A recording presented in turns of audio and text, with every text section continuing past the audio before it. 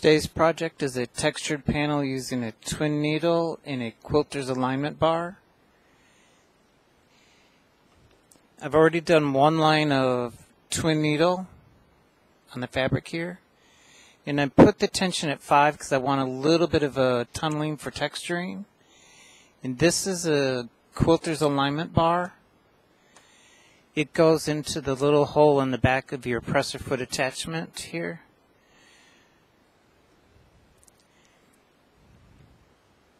And how you use this tool is you put it here at whatever distance you want your 2 rows of parallel lines to be. Then when you sew, you align with this, not anything on the foot or the needle plate, with this. With the twin needle, I'm going to be aligning always with, when I have the fabric in here, on the left line instead of the right. Always on the left, so everything's going to be equal. What you do is you position your fabric in there, put your fabric, your quilter alignment bar here right on top of your stitch line.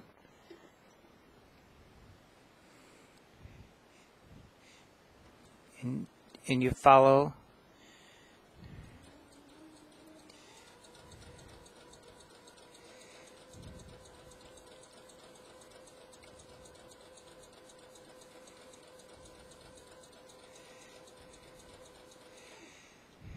it would be virtually impossible to do this type of, it's called diamond quilting, without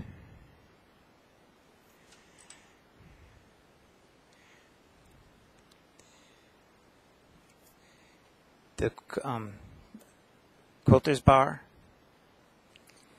And I'm cutting all the tails off while I go because I don't want any of them to get stuck under here and cause the thread nest. Then you just continue on, put your fabric back in, and then align again on the left, or whichever stitch line you align it on, but just be consistent on doing the same one.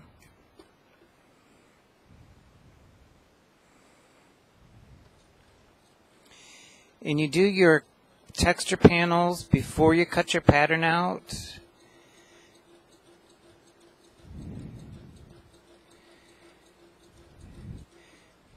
Because with the twin needling, it is going to shorten it up a little bit, both length and width-wise a little bit.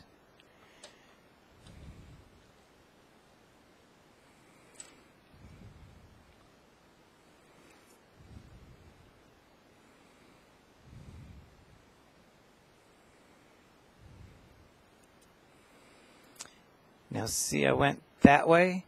Now I need to do them over here, so you just switch your fabric around. Again, put your fabric in, and again, align on the same line you did before. Mine, like I said, I'm doing on the left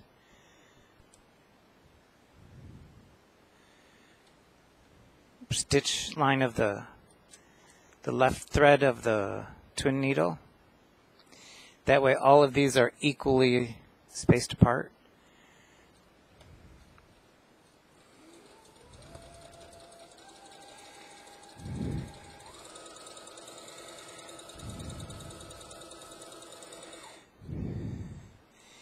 And this is how I end most of my twin needles and most of my stitching, is I lift up and I put a tool under here and I pull it to the left instead of pulling the fabric.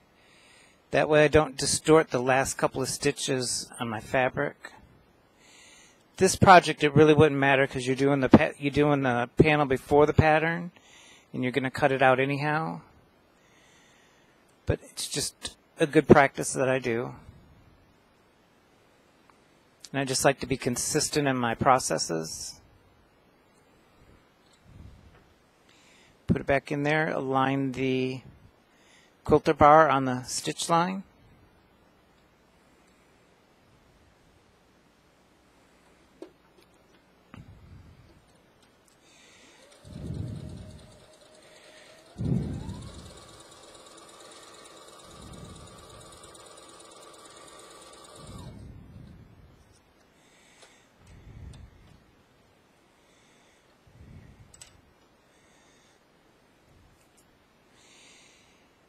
doing the diamond, this is going to be a diamond pattern quilting. It does take a little bit of time. But if you want to make a textured panel for a garment, this is a good way to do it.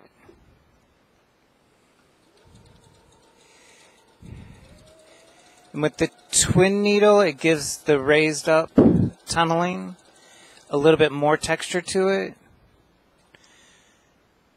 And people will notice it on your garment. They'll be like, ooh, what's that? Or how'd you do that?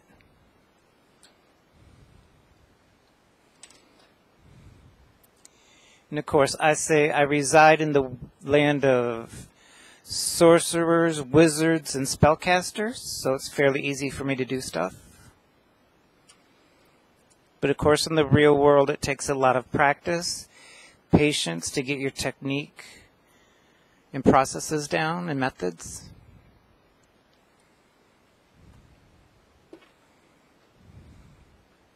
And I typically always hold my threads down, even though on this particular machine it's a Brother Project Runway. It's pretty good at not ever pulling in the threads, but I always just hold them down anyhow. Like I said, I try and be consistent on my processes all the time.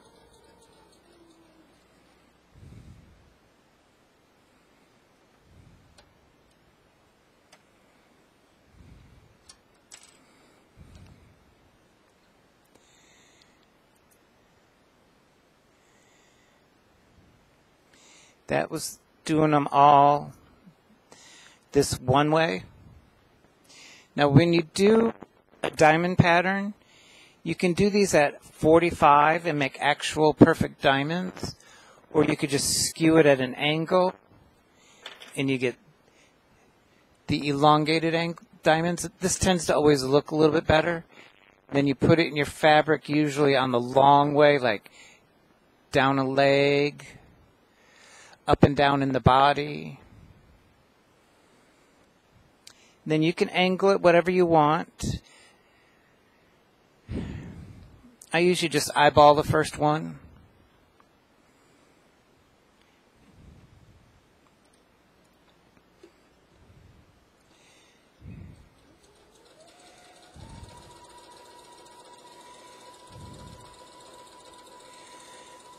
In your first row, you want to always try and go as straight as possible,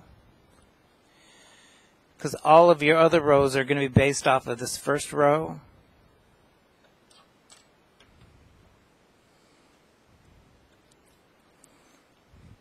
Put your fabric back in here.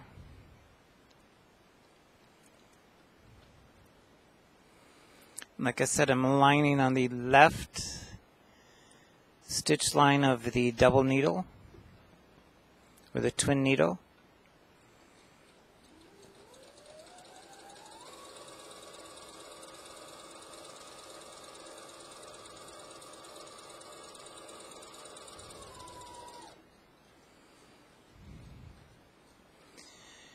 The quilter's bar usually comes with most machines.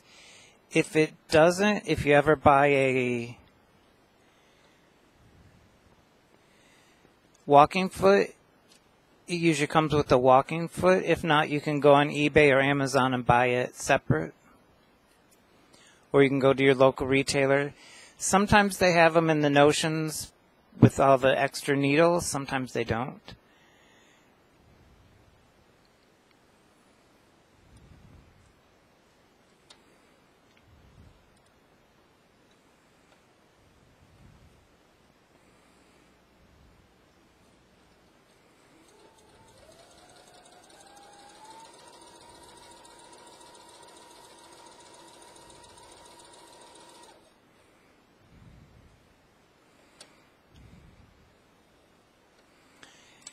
I like to do this on top of fleece.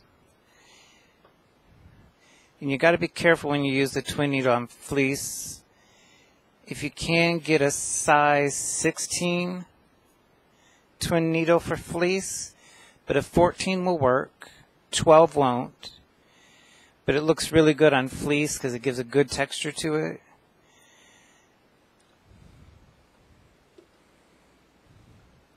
And I also do this fabric on some of my sportswear, and I'll probably do a video on that one. It's a little more trickier, but it does add a unique texture to it.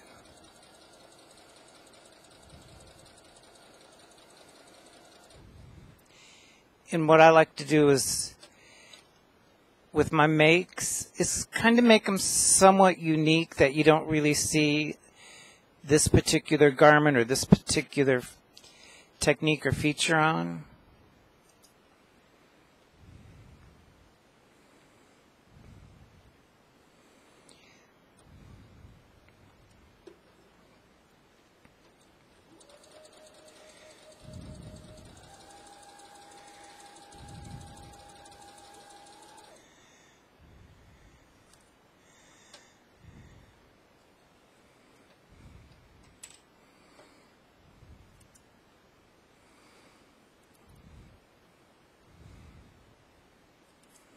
And there we have a textured panel using a twin needle.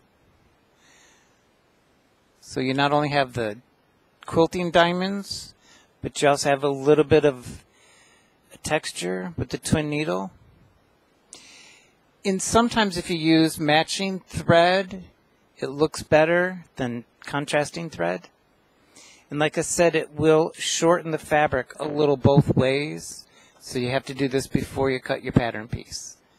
And this is how I make a textured quilted pattern texture panel with a twin needle.